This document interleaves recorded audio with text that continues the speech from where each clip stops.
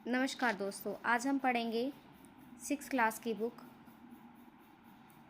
भूगोल, जिसमें हम महासागरों के बारे में पढ़ेंगे। महासागरों का क्या महत्व होता है। महासागर जलमंडल के मुख्य भाग हैं। ये आपस में एक दूसरे से जुड़े हुए हैं। महासागरीय जल हमेशा क्या होता है, गतिशील होता है। वो हमेशा जो उनकी लहरें होती हैं ना, उनकी हमेशा चलता रहता है, वो कभी रुकता नहीं है। तरंगे, ज्वार भाटा तथा महासागरीय धाराएं महासागरीय जल की 3 मुख्य गतियां हैं। बड़े से छोटे आकार के आधार पर क्रमशः 5 महासागर हैं।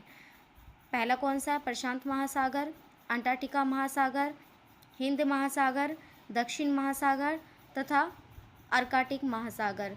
ये कई बार पेपरों में पूछा जाता है, भाई क्रम से महासागरों को लगाइए। प्रशांत महासागर सबसे बड़ा महासागर है। ये पृथ्वी के 1/3 भाग पर फैला हुआ है। पृथ्वी का सबसे गहरा भाग मेरियाना गर्त प्रशांत महासागर में स्थित है। कि पृथ्वी का सबसे गहरा भाग क्या है? मेरियाना गर्त जो है ना, वो प्रशांत महासागर में स्थित है। प्रशांत महासागर लगभग वृत्ताकार का है। ठीक है, लगभग क्या है? प्रशांत महासागर वृत्ताकार का, जैसे वृत्त होता है ना, उस टाइप का है। एशिया, ऑस्ट्रेलिया, उत्तर एवं दक्षिण अमेरिका इसके चारों ओर स्थित है। एशिया, ऑस्ट्रेलिया, उत्तर एवं दक्षिण अमेरिका क्या है? इसके चारों ओर स्थित है। अंटार्कटिका विश्व का दूसरा महाद्वीप है। इसके बारे में पढ़ते हैं। यह अंग्रेजी भाषा के एस अक्षर का आकार का होता है। किस अक्षर का आकार का होता है? एस अक्षर का आकार का। कई बारों में पूछा जाता है, भाई एस अक्षर के आकार का कौन सा महासागर होता है? इसके पश्चिम किनारों पर उत्तर एवं दक्षिण अमेरिका है। पूर्वी किनारों पर यूरोप एवं अफ्रीका है।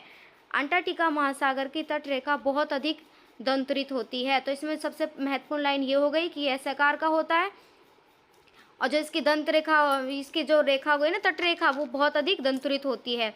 ये अनियमित एवं दंतरित तटरेखा प्राकृतिक पोतश्रीय एवं पतनों के लिए आदर्श स्थिति है। व्यापार की दृष्टि से ये सबसे व्यस्त महासागर है। व्यापार की दृष्टि से क्या है? ये सबसे व्यस्त महासागर है। तो इसमें 4 लाइन निकल के आई। अंग्रेजी भाषा के एस अक्षर से जाना जाता है इसे। इसमें इसकी जो तटरेखा है वो अधिक दंतरित है। और जो तीसरी लाइन आई है इसमें कि दंतरित तटरेखा प्राकृतिक पोतश्रीय एवं पतनों के लिए आदर्श स्थिति है, और व्यापार की दृष्टि से सबसे व्यस्त महासागर है। ये जो जरूरी लाइन है ना, कई बार पेपरों में पूछ ली जाती हैं। हिंद महासागर के ही एक ऐसा महासागर है जिसका नाम किसी देश के नाम पर यानी भारत के नाम पर रखा गया है। तो ये भी बहुत जरूरी लाइन है कि हिंद महासागर एक ऐसा महासागर है जिसका नाम किसी देश के नाम यानी भारत के नाम पर रखा गया है। ये महासागर लगभग त्रिभुजाकार का होता है। किस प्रकार का होता है? ये त्रिभुज प्रकार का होता है। इसके उत्तर में एशिया, पश्चिम में अफ्रीका तथा पूर्व में ऑस्ट्रेलिया स्थित है। तो इसमें हम क्या ज़्यादातर पूछा जाता है इसमें कि हिंद महासागर का नाम किसके नाम पर रखा गया है, या कुछ नाम से लिख दिए जाएंगे, उनमें से हमें छांटना होता है कि भाई इसका किसके नाम पे रखा गया। सब उसमें से एक नाम भारत भी होगा, मान लो इंग्लैंड भी हो सकता है, फ्रांस भी हो सकता है, तो उनमें से हमें छांटना होगा किसके नाम पर रखा गया? भारत के नाम पर रखा गया है। इसके उत्तर में एशिया, पश्चिम में अफ्रीका तथा पूर्व में ऑस्ट्रेलिया स्थित है। और पूछ लिया जाता है किस प्रकार का होता है? ये त्रिभुजाकार का होता है।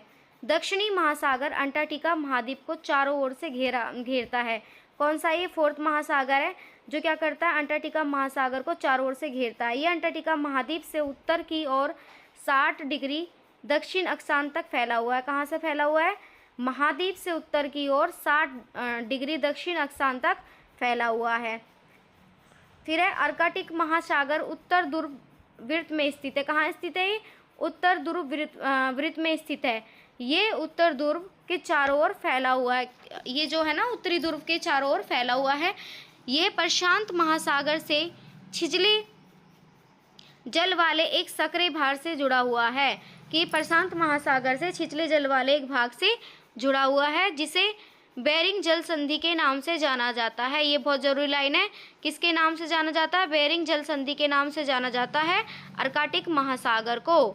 ये उत्तर अमेरिका के उत्तरी तटों तथा यूरेशिया से घिरा हुआ है।